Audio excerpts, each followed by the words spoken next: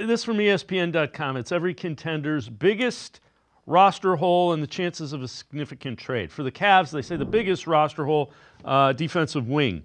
Chances of a significant trade, unlikely. They're playing brilliantly, have great chemistry. For due diligence, they might see what expiring contracts and picks could yield, but if they do anything, it will likely be a small deal. And that makes the most sense. I don't think I mean, you're on a 70-some win pace.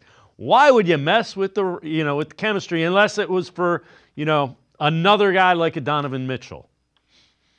Yeah, they're not going to mess with success. The only thing that would change is if, maybe things changed a little bit between now and the trade deadline, where suddenly a need we don't really see much arises. I think that they're going to stay on the lookout, maybe past the trade deadline on the old buyout market and see what kind of big guys, maybe center types or kind of.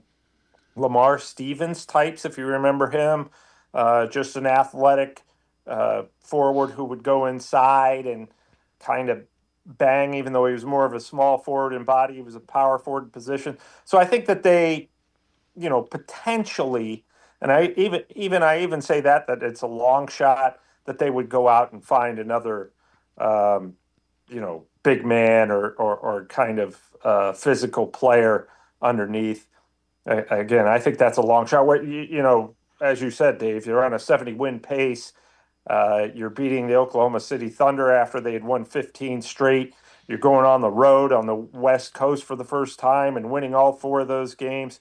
And this team's just very connected and been blessed so far with good health. So I just don't foresee them uh, really doing much at all, if anything. And you know what? That's just fine because we complained all off season that they didn't do anything either with this roster and smashing success so far. Yeah, and they have the problem that every NBA team wants to play. They got too many guys. You got to find ways to get guys more minutes.